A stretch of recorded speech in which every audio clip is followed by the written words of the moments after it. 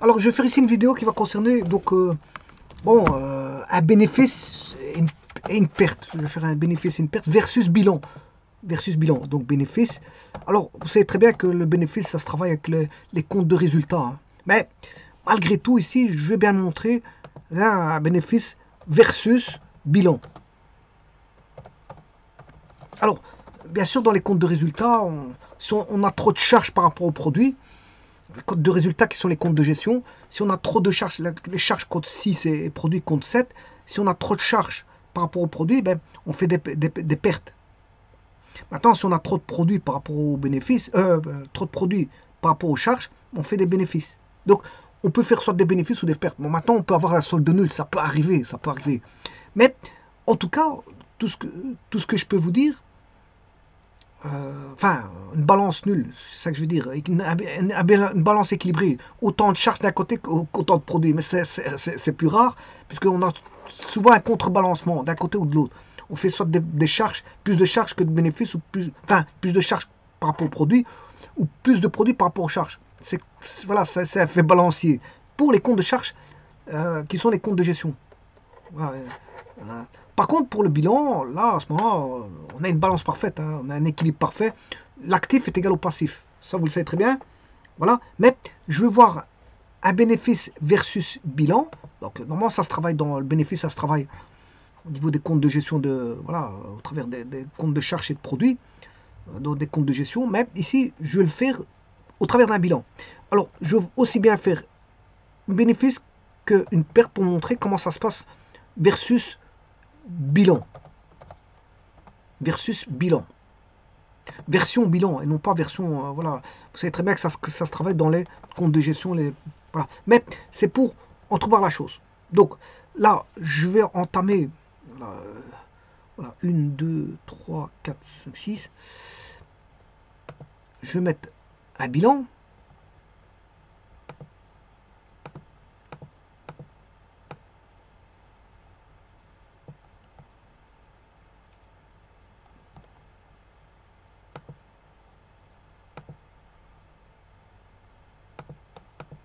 Voilà. Alors, bien sûr, c'est un bilan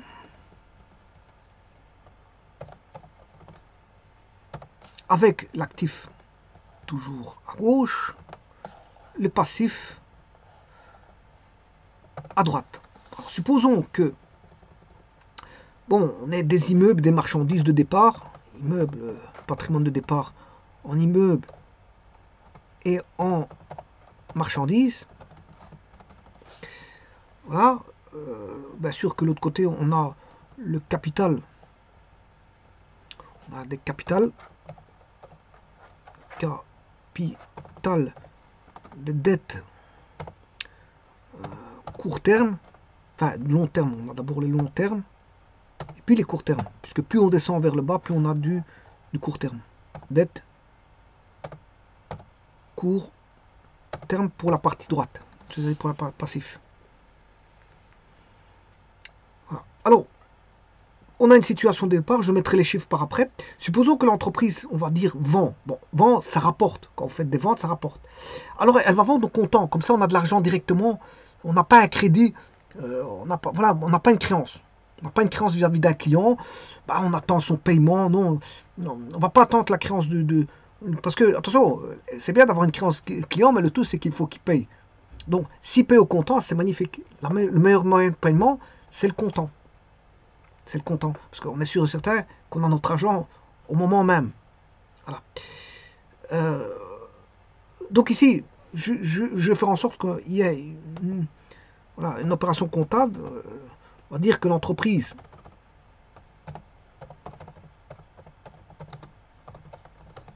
vend. Alors, comme elle possède des marchandises, elle peut vendre ses marchandises. Bien sûr, elle vend au comptant.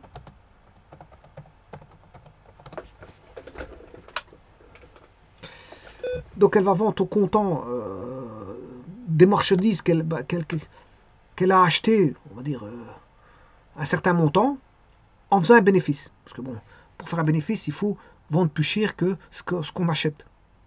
Donc, vend au comptant, voilà, un certain montant que je mettrai par après,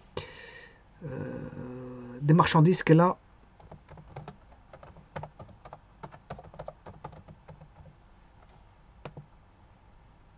des marchandises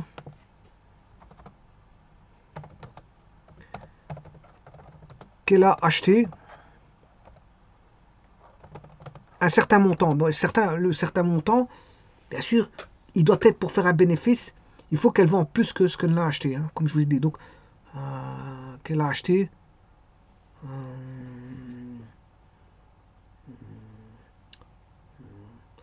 Voilà, donc l'entreprise vend au comptant des marchandises qu'elle a acheté. Je mettrai le montant par après. Qu'elle a acheté. Je mettrai le montant après. En faisant un bénéfice.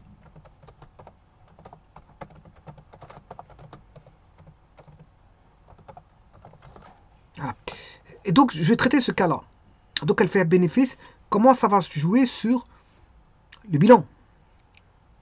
Sur le bilan. Alors,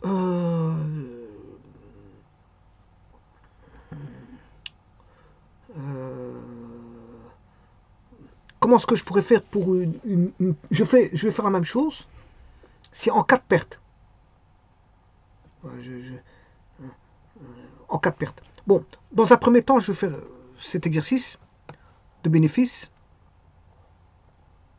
Donc, on aura situation initiale et un bilan évolutif vers un bilan successif. Voilà. Donc, supposons que je mette immeuble, on va mettre 6 millions. 6 millions. Marchandises, 3 millions.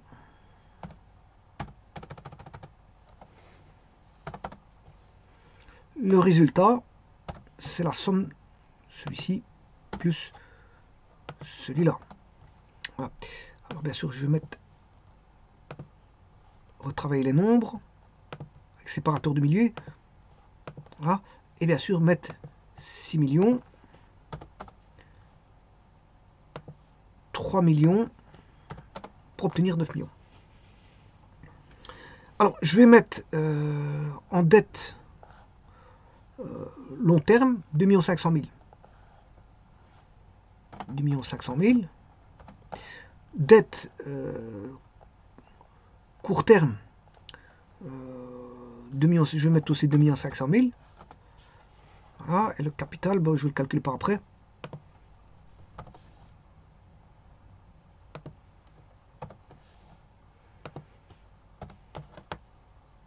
On a aussi bien la même chose à droite et à gauche.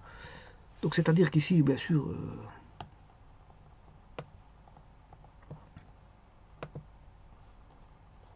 je vais formater le nombre en séparateur de milliers et pas de décimale. Et là, je vais remettre 2 500 000. 2 500 000. Ce qui veut dire que le capital, ben, il vaudra 9 millions moins 2,5 millions moins 2,5 millions. Ce qui fait 4 millions. Donc on a un capital de départ, voilà, situation initiale, je vais appeler ça ici situation initiale, SI. Voilà. On a ceci. Donc, tout va se jouer pour les bénéfices au niveau du capital. Donc je vais mettre en gras et en rouge. Alors, je ne vais pas mettre en rouge. Pourquoi? Parce que ici, je vais faire un bénéfice. Bénéfice, c'est généralement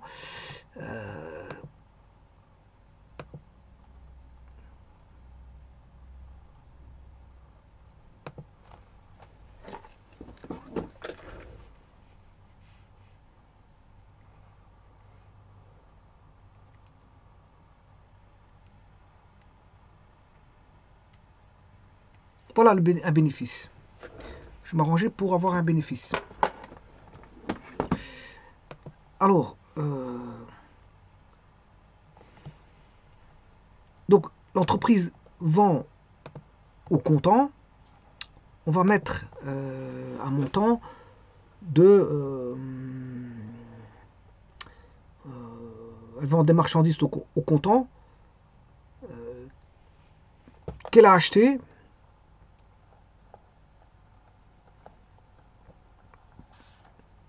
Donc il y a 3 millions en marchandises.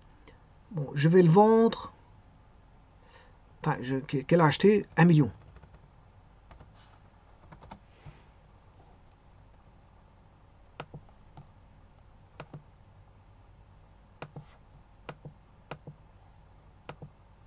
Qu'elle a acheté 1 million. Donc, elle vend en comptant. Donc, ça va directement par banque. On va bancariser directement. C'est 1 million. Bon, je peux même mettre par caisse. Hein. Si vous voulez, je peux mettre par caisse ou par banque. Peu importe. L'immeuble, il n'a pas bougé. Hein. Je vais remettre l'immeuble. Alors, les marchandises, ben, il y en avait 3 millions. C'est 3 millions moins 1 million de vendus. Il reste 2 millions de marchandises. Voilà. Et supposons que l'entreprise fasse un bénéfice. C'est-à-dire que ici, pour faire un bénéfice, je vais mettre un montant supérieur. Donc, ici, je vais mettre un bénéfice de 300 000.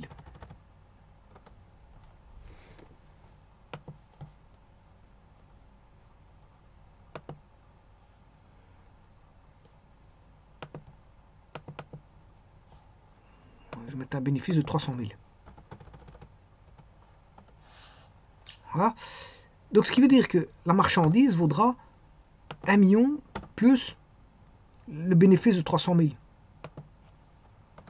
Ce qui fait 1 300 000.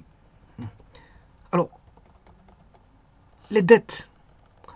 La somme tout d'abord. Ici, on va faire la somme. C'est égal à celui-ci plus celui-là plus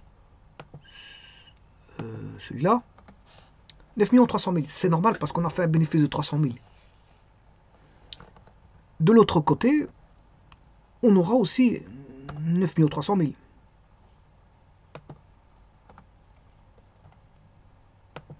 Mais les dettes à court terme, ici, bon, s'ils n'ont pas changé, ça reste 2 500 000. Ouais, bon, ici...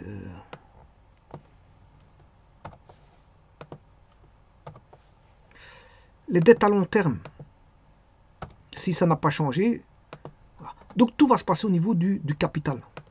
Le capital va changer. En cas de bénéfice, le capital va changer. Alors comme c'est positif, je vais mettre en bleu. Alors il va changer dans quel sens?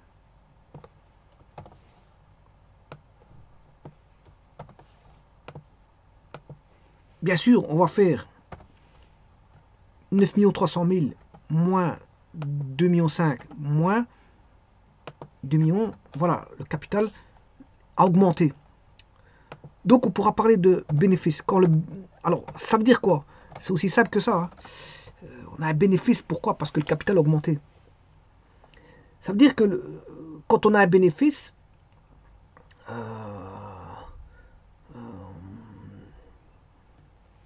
pourquoi tout d'abord le capital a augmenté? Parce que c'est dû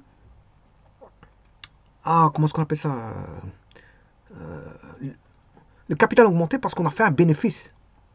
C'est-à-dire le bénéfice constitue un financement qui va rentrer voilà, dans l'entreprise en tant que capital, en tant que vision d'un capital. Donc, apporter du capital, c'est fort important pour une entreprise. Parce que justement, qu'est-ce qui fait vivre une entreprise? Ce sont les rentrées d'argent. Et donc, je veux dire, faire rentrer de l'argent dans une entreprise, dans le capital, voilà, ça c'est versus bilan. Hein. Comme je l'ai dit, on peut le faire autrement avec les comptes de résultats. Bon, ici, je suis ici versus bilan. C'est par rapport au bilan que j'incorpore un bénéfice. Alors, si vous voulez incorporer un bénéfice, c'est au travers du capital, tout simplement. Et si le capital de l'entreprise augmente, c'est que vous avez des avoirs en plus dans l'entreprise. Et donc, vous pouvez, voilà, les avoirs de l'entreprise augmentent parce que le bénéfice augmente. Et donc, le capital augmente. On va dire ça comme ça. Donc, on va dire que l'actif, vous voyez qu'il augmente grâce au financement que constituent les 300 000 de bénéfices. Et ce bénéfice est reporté et non distribué. Il n'est pas distribué, il est reporté, voilà, dans les comptes. Il n'est pas distribué. Alors on aurait pu le distribuer. Mais là, on ne le fait pas. On le reporte voilà, dans le capital. Et donc, c'est de l'argent qui rentre dans l'entreprise. Alors, si le bénéfice est distribué, là, il ne rentre plus dans le capital. Il est distribué par rapport aux actionnaires et par rapport voilà, à ceux qui ont investi dans l'entreprise. Mais si le bénéfice, il est directement, voilà, remis en jeu, c'est comme si vous jouez à un jeu et vous remisez voilà, votre argent dans le jeu. Alors, si vous remisez, alors, soit vous remisez, soit vous prenez votre argent.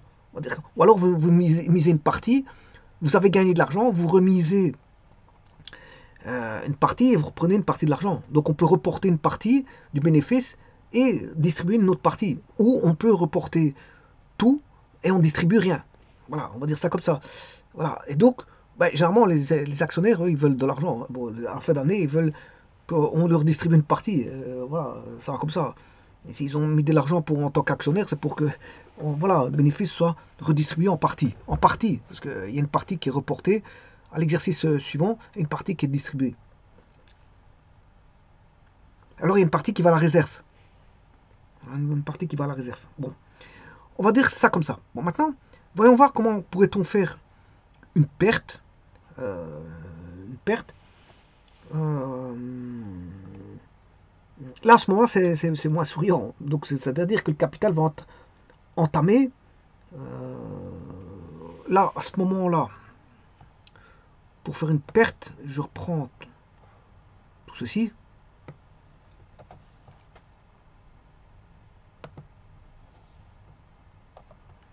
Ah, supposons que, bien sûr, ça c'est plus bon, puisque je vais entamer une perte.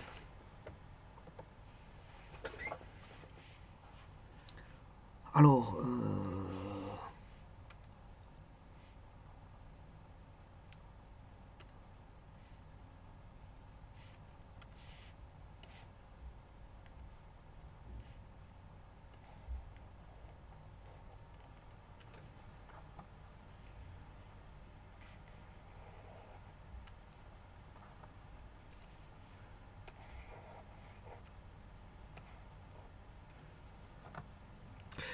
on va refaire un dessin. Dessin.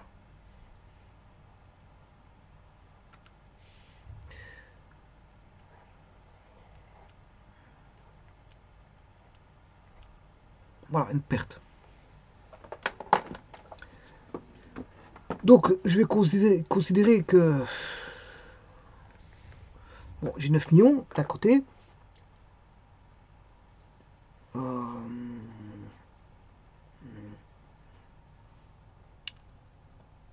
J'ai la situation de départ, situation initiale. Et cette fois-ci, l'entreprise vend, on va dire, pour faire une perte, je peux le faire à travers, euh,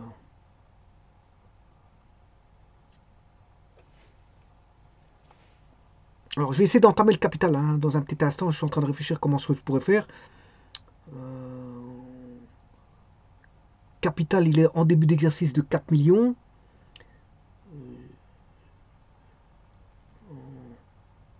Début d'exercice. Voilà. On a des dettes voilà, pour long terme et court terme pour 2 500 000, voilà, ce qui fait 5 millions. Et là, je vais essayer de faire une perte. Pas, voilà, vend en comptant les marchandises qu'elle a achetées.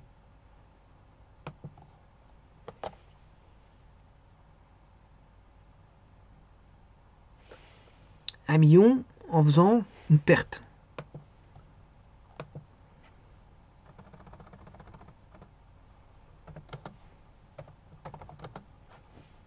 Ah, perte de 300 000.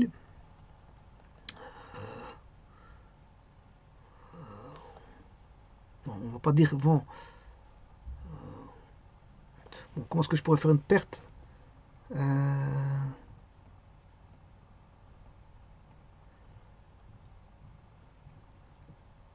1 million, elle perd. Je veux dire ici tout simplement, l'entreprise subit une perte. On va dire ça comme ça. L'entreprise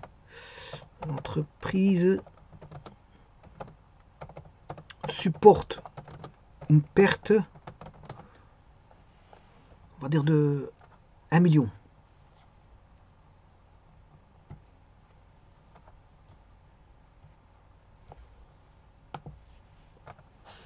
Bon, l'immeuble était toujours là, marchandises, je vais les garder. 3 millions.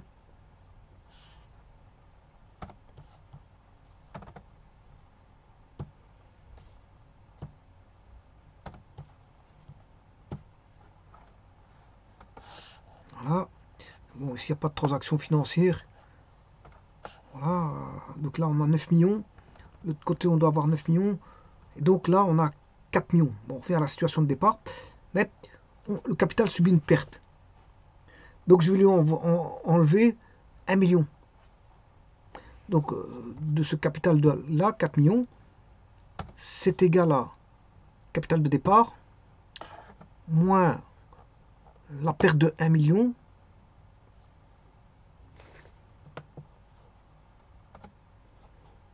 ça fait 3 millions. Donc le capital ici, bien sûr, je vais mettre en rouge parce que c'est une perte.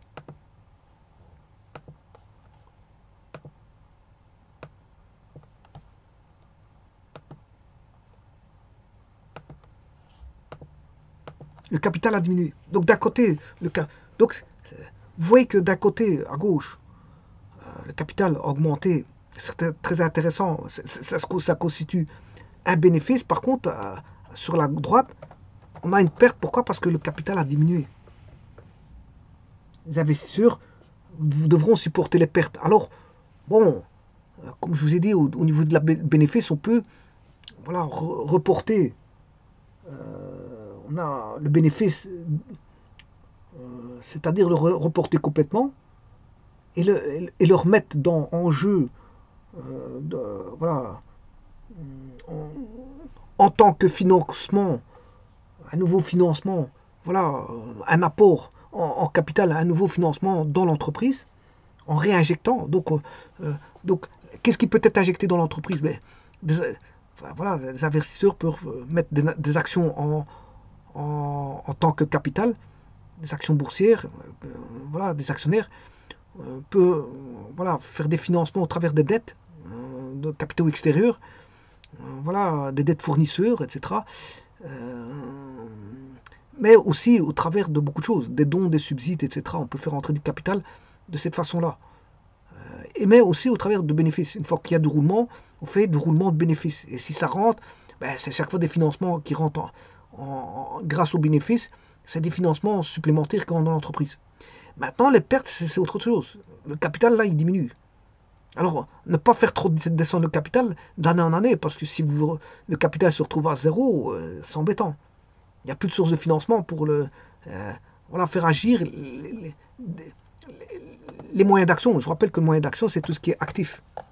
Et là, ce sont les sources des moyens d'action. C'est-à-dire que si vous n'avez plus de sources de moyens d'action, alors ne plus avoir de source de moyens d'action, c'est-à-dire que bon, les actionnaires, il n'y a plus d'actionnaires, ou les actionnaires ne veulent plus investir dans l'entreprise parce qu'ils voient que l'entreprise commence à flancher, ou tout simplement que les capitaux, il n'y a plus de bénéfices et qui fait voilà, rentrer de l'argent dans l'entreprise, donc on n'a plus que des pertes, et ça diminue en peau de chagrin. Les dettes, on ne veut plus vous faire des dettes parce que les banques ne veulent plus vous prêter de l'argent, parce que c'est le cercle vicieux. Tant qu'on accorde des moyens de financement, on peut faire fonctionner voilà, les entreprises, mais des moments où les finances, parce qu'on est toujours, une entreprise, je vous rappelle qu'elle est toujours dépendante de l'extérieur. Bon, qu'est-ce qu'il peut faire? Si vous voulez acheter une maison, si vous avez l'argent, tant mieux. Mais si vous n'avez pas d'argent, vous faites des financements au travers voilà, des crédits bancaires, des crédits hypothécaires, des crédits voilà, vis-à-vis des organismes de crédit qui vont vous prêter cet argent.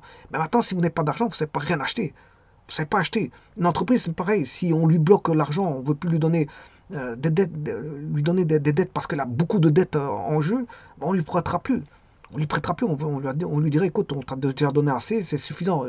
Maintenant, on ne donne plus rien. Ou alors maintenant, Les emprunteurs, ils peuvent se dire aussi, écoute, ici, bon, ta société elle est en train de flancher, on ne va pas donner plus parce que, voilà, on lui laisse aucune chance, aucune marge de manœuvre. Alors, par exemple, quelqu'un qui va acheter plusieurs boîtes, il va les faire des crédits pour acheter, pour ouvrir plusieurs boîtes, hein, parce qu'il y a des gens qui sont entrepreneurs, de grands entrepreneurs, hein, bon, ils ne visent pas une boîte, ni deux, ni trois, ils en visent trois, quatre en même temps.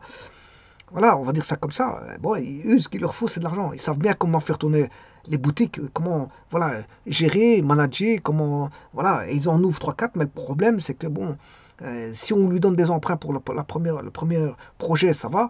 Le deuxième projet, on lui donne des emprunts. Le troisième projet, on lui donne des emprunts. Mais le quatrième, on ne veut plus. Donc à ce moment-là, le quatrième, le quatrième projet, il peut tomber à l'eau, hein.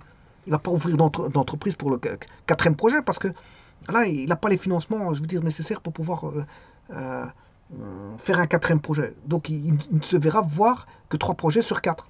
C'est déjà bien. Si les blancs, voilà. Donc vous voyez que les entreprises sont beaucoup, je veux dire, euh, les entreprises sont beaucoup interdépendantes des banques. Et tout le monde est interdépendant des banques. Aussi bien le kidam de la vie courante, c'est-à-dire tout citoyen indépendant, je veux dire, de prêt bancaire, s'il veut acheter sa maison, sa voiture ou peu importe, bah, il est obligé de faire un prêt bancaire s'il n'a pas l'argent. Voilà, s'il n'a pas les moyens, et même s'il a les moyens, il ne va pas tout dépenser pour acheter une maison. Voilà, il ne va pas rester voilà, dans la rue pour une maison. Donc lui, ce qu'il lui faut, c'est des crédits qu'il ne peut pas payer, je veux dire, en location. Location, c'est-à-dire, c'est payer des intérêts au fur et à mesure, jusqu'à ce qu'il a payé la totalité des intérêts. C'est-à-dire, c'est comme une location. Il va louer son bien, ça lui appartient, mais tant qu'il n'a pas payé le moindre centime restant, mais c'est pas à lui, c'est à la banque. En vérité, c'est à la banque. Voilà, crédit hypothécaire, bon, un domicile, c'est à la banque. Et une entreprise, ça appartient à la banque, tant que je veux dire, il n'a pas payé voilà, tous ses frais. Parce que s'il y a une faillite, bon, les curateurs viennent et ils disent à qui appartient. Voilà, il faudra payer d'abord le personnel, etc. Et puis après payer les banques. Parce que les banques, ils veulent recouvrir leur argent aussi. Hein. Ils ne veulent pas prêter voilà, en cas de problème, de ne pas être revoir leurs finances revenir chez eux. Donc les banques aussi veulent revoir ce qu'ils ont prêté, voilà, revenir chez eux. Donc voilà, donc là, qu'est-ce qui se passe s'il n'y a pas plus de moyens de financement, c'est embêtant. C'est embêtant. Parce que qu'est-ce qui fait tourner la boutique? C'est l'argent. Qu'est-ce qui fait tourner les entreprises? C'est l'argent. Qu'est-ce qui fait tourner le monde? C'est l'argent. Qu'est-ce qui fait tourner les guerres? C'est l'argent. Parce que les guerres, c'est ça. S'il n'y a pas de financement pour faire des guerres, il n'y a pas de guerre. C'est aussi simple que ça. Euh, donc, ici, euh, mais le problème, c'est que les guerres, c'est morbide. Hein. C'est morbide, bon, c'est des entreprises morbides. C'est des entreprises de vente d'armement, etc. Tralala, tralala, qui font leur chou gras, bien sûr. Quand il y a des guerres, hein, dans les guerres, c'est les entreprises d'armement voilà, qui vendent beaucoup de matériel de guerre pour pouvoir voilà, faire le maximum de bénéfices. Et pendant cela, il y a des gens qui meurent. Et c'est comme ça, c'est morbide. C'est une économie, je veux dire, de type morbide. Voilà, parce qu'on vend du matériel de guerre pour que les gens s'entretuent. Moi, mais ça a toujours été comme ça depuis que le monde est monde. Hein.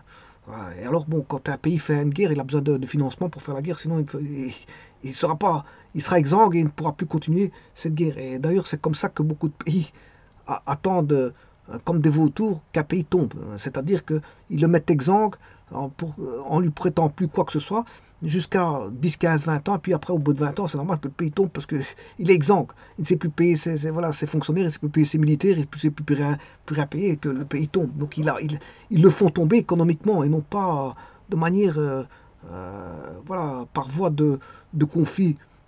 Quoique si, ils créent des conflits à l'intérieur d'un territoire, bon, de manière à ce que la personne, voilà, enfin, que l'État se démêle voilà, par rapport à des frais qui sont des frais de type inutile, hein, parce qu'une guerre, c'est inutile. C'est des guerres de pouvoir, des guerres de territoire, etc. En gros, on va dire c'est inutile parce que ça tue des gens, et je veux dire, c'est néfaste, et c'est des destructions, et voilà. C'est parce que la terre mérite. Hein. Voilà, la terre ne mérite pas, je veux dire, des destructions et voilà, des conditions morbides pour les gens. Et voilà, on va dire ça, c'est une parenthèse, je fais une parenthèse, mais disons que le nerf de la guerre, c'est l'argent. Et donc, s'il n'y a plus d'argent, ben, l'entreprise ne tourne plus, les gens ne savent plus faire tourner leur boutique, et ainsi de suite. Donc, une perte, on peut en avoir d'une année à l'autre, mais il ne faut pas qu'elle soit trop grande, ça c'est de 1, et il ne faut pas que sur une base de 10 ans, bon, il y ait trop de pertes, parce que sinon, à ce moment-là, si on a des pertes sur pertes sur pertes sur pertes, ben, on se dirige tout droit vers la faillite. Hein. Voilà, c'est-à-dire que vous jouez, c'est comme quelqu'un qui joue au jeu, il va jouer au jeu, aujourd'hui il perd de l'argent, demain il perd de l'argent, et puis après, bon, il va aller s'endetter pour jouer, et puis après il va perdre sa maison, et puis après il va perdre, avant de perdre sa maison, il aura perdu sa famille entre-temps, donc il aura tout perdu, il va se retrouver à la rue. Voilà, parce que bon, ça crée des conflits, je veux dire, familiaux, et donc, je veux dire, pourquoi? Parce que ça, c'est une addiction, hein. Bon, c'est une maladie, c'est une addiction. Je veux dire, la personne qui joue, ben, elle se dit toujours que, comment dire, elle espère toujours avoir le gros lot. Bon, voilà, elle se base toujours sur un état d'esprit où elle va se dire, bon, le gros lot, elle pourra l'avoir. Alors elle s'endette. Bon, et le problème, c'est que tant qu'elle n'a pas encore touché le gros lot, ben, ça pose un problème. Le jour où elle touchera le gros lot, voilà, ça va changer tout, mais ça, pas forcément, parce qu'il continuera peut-être à jouer. Et peut-être tout ce qu'il a gagné, il va remiser, il va reperdre. Voilà. Mais une entreprise, c'est pas encore comme ça, parce que une entreprise, c'est pas comme le jeu, parce que le jeu, il y a un grand pourcentage de voilà, de possibilités de perte vis-à-vis du joueur que, euh, que du côté voilà, du vendeur. Le vendeur est toujours gagnant au niveau des jeux, des jeux. Hein. Toujours gagnant parce qu'il y a, c'est les probabilités, c'est une face. Voilà, la probabilité de succès doit être plus grande du côté voilà, du vendeur que, que du joueur, que le vendeur de jeu. Voilà, il doit être plus grand parce que c'est lui qui doit gagner, bien sûr. Ça a toujours été comme ça. Euh, celui la, voilà, la société de jeu doit toujours gagner par rapport. Il y a toujours des gains par rapport aux joueurs, mais il y a un pourcentage de gains par rapport à la société de jeu par rapport aux joueurs. Voilà, c'est toujours la société qui gagnera, ça c'est d'office, hein, parce que c'est les probabilités, c'est basé sur des probabilités, donc c'est comme ça. Mais ça n'empêche que parfois il y en a un qui sort du lot et gagne. Euh, euh, avec un coup de chance, il va gagner, je veux dire, un gros lot comparativement aux autres qui ont joué. Tous ceux qui ont joué, ils ont perdu. Lui, il vient et il gagne. Et il a le gros lot. Voilà, et là, voilà, il administre toutes les probabilités qui étaient sur les autres, qui ont joué, qui ont perdu. Ben, c'est lui qui récupère toutes ces probabilités de gain. Et il a le gros lot. On va dire ça comme ça. Mais c'est toujours la société qui est gagnante, hein, parce que la probabilité est plus, je veux dire, les probabilités jouent plus en faveur de la société de jeu que du joueur. Ça, c'est d'office, hein, d'office. Mais une entreprise, c'est pas comme ça. C'est pas une question de probabilité. S'il y a des probabilités, il y a d'énormes probabilités de calcul, etc. Dans les prévisions, etc. Mais ça n'a rien à voir. C'est des statistiques avec des prévisions. Mais c'est pas ça. Une entreprise, on y joue aussi. On gagne, on peut perdre. On gagne, on peut perdre. Demain, on peut tomber en faillite. Demain, on peut devenir de pauvre à très riche. Une entreprise, c'est comme ça. On peut passer d'une société millionnaire à une société milliardaire. Voilà, l'évolution, on ne connaît pas de la société. L'évolution d'une société, on ne la connaît pas. Comment elle va être. Mais c'est un jeu. Mais maintenant, c'est pas un jeu comme vous jouez au jeu dans une société de jeu. Ça n'a plus rien à voir.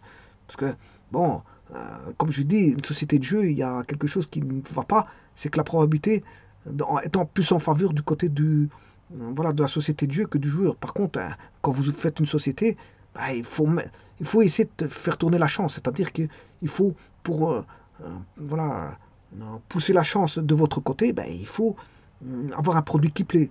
Voilà, il faut attirer la clientèle. Il y a tout un jeu, des mécanismes qui ramènent à ce que, je veux dire, vous soyez gagnant.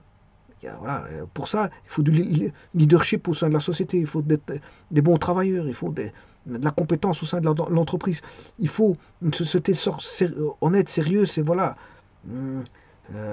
qui est toujours là, aux besoins qui répond au service des personnes, qui est toujours là, et qui n'offre pas des services trop chers. Quoi qu'on peut faire des services chers, malheureusement, on va baser sur une clientèle haut de gamme. On peut toucher la haut de gamme, le bas de gamme, comme la moyenne gamme. Bon, il y a des parfums qui sont vendus en haut de gamme, moyenne gamme, pas bas de gamme. Pourquoi pas, bon, une marque ne signifie pas toujours un prix élevé. On va dire ça comme ça. Et comme la bijouterie aussi, il y a des bijoux, on va dire, chers, d'autres moins chers et d'autres, voilà, très très chers. Bon, ça dépend du type de bijoux. Donc un bijoutier, voilà, un bijoutier, il a toutes des gammes de produits qui vont du moins cher au plus cher. Bon, vous pouvez trouver dehors à 100 euros. Hein. Voilà, 100, 150 euros. Bon, c'est pas forcément la mer à boire, 150 euros. Par contre, on peut retrouver aussi de l'or au-delà de, voilà, des lingots, voilà, 10, 15 000, voire 20 000 euros. On va dire ça comme ça. Ouais, chacun, en fonction de ses moyens. Mais c'est pour vous dire que l'entreprise, ben, pour gagner, ben, le jeu envoie la chandelle. Pour gagner, qu'est-ce qu'il faut? Ben, il faut mettre le plus d'avantages, je dirais même des avantages théoriques, hein, parce que dit les théories pour avoir une évolution, une société qui évolue dans le bon sens? Il fallait chercher les aspects théoriques et faire des études, voilà, de gestion, d'économie, voilà, de psychologie. Une entreprise, c'est tous des aspects multiples et variés qui vont rentrer en jeu. Parce que je vais vous parler de la psychologie, effectivement. Il y a quand vous faites de la vente, ouais, il faut de la psychologie. Parce que si vous avez un vendeur qui n'arrive pas à vendre, parce que bon, il parle toujours négatif vis-à-vis des clients, il va les faire fuir. Bon, les clients ne vont pas acheter chez lui. Si ces paroles le font fuir les clients, c'est embêtant. Hein, parce que ça peut arriver. Les paroles des gens, si elle est négative, bon, les gens vont changer de magasin, ils vont aller voir ailleurs.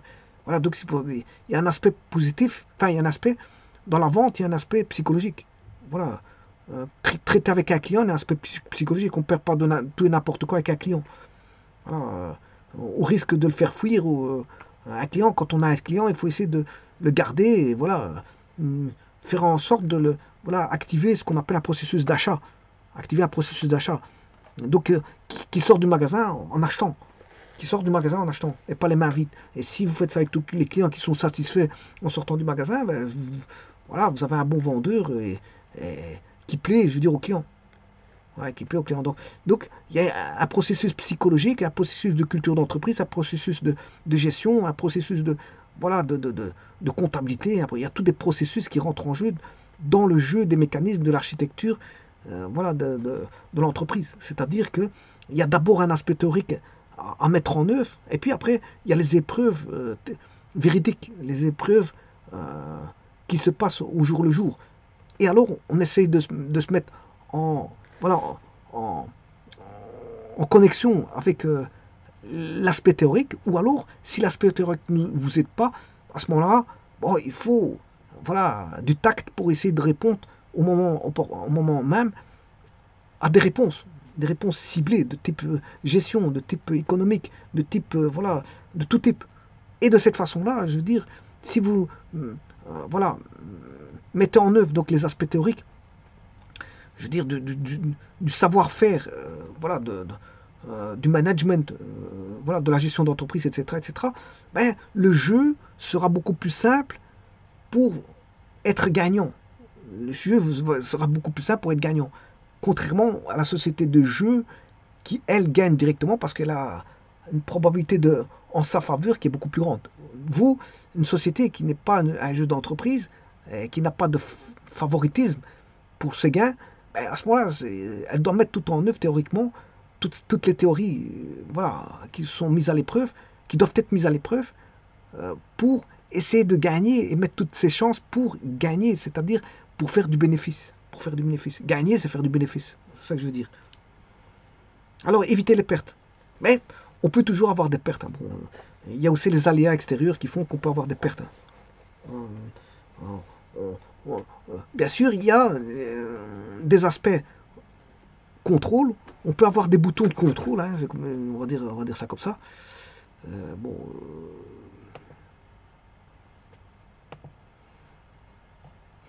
Voilà, c'est comme un tableau de bord ou un avion qu'on pilote. Voilà,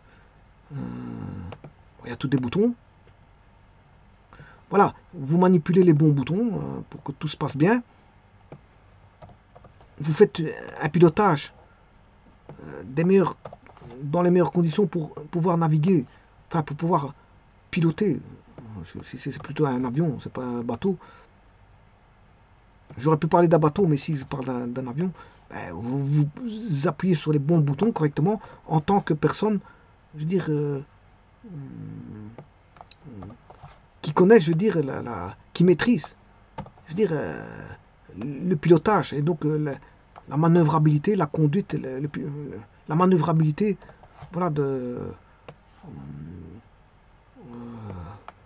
l'avion.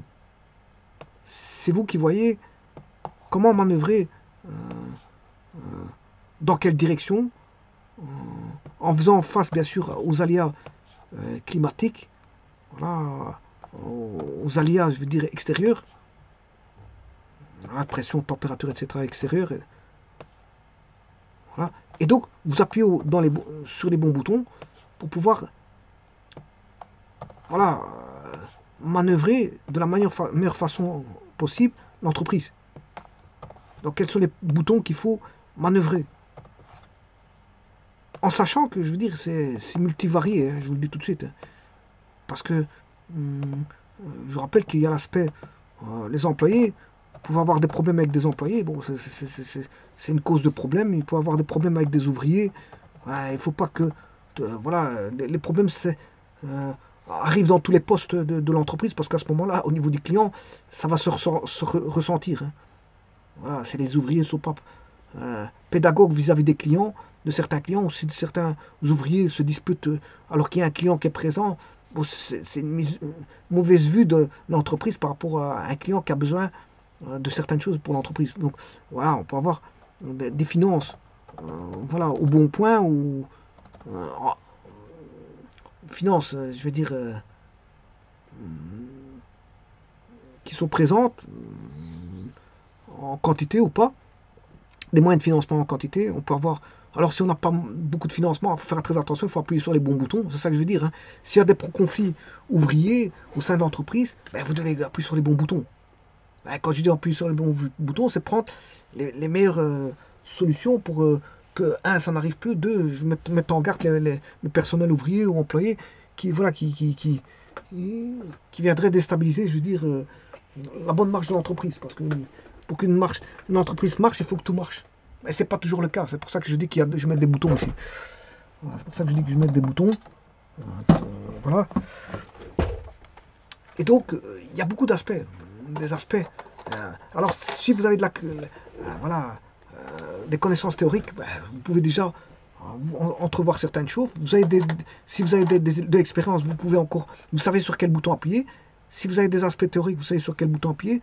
Voilà, si vous avez de la pédagogie, s'il y a des conflits entre ouvriers et employés, ou entre ouvriers ou entre employés, ou entre ouvriers et employés, ben c'est vous qui devez appuyer sur le bon bouton, de façon aller rechercher par exemple la personne compétente qui est les ressources humaines pour aller faire du dialogue entre voilà, employé ouvrier ou entre un ouvrier récalcitrant et un employé récalcitrant. Bon, les ressources humaines doivent intervenir, appuyer sur le bon bouton, etc.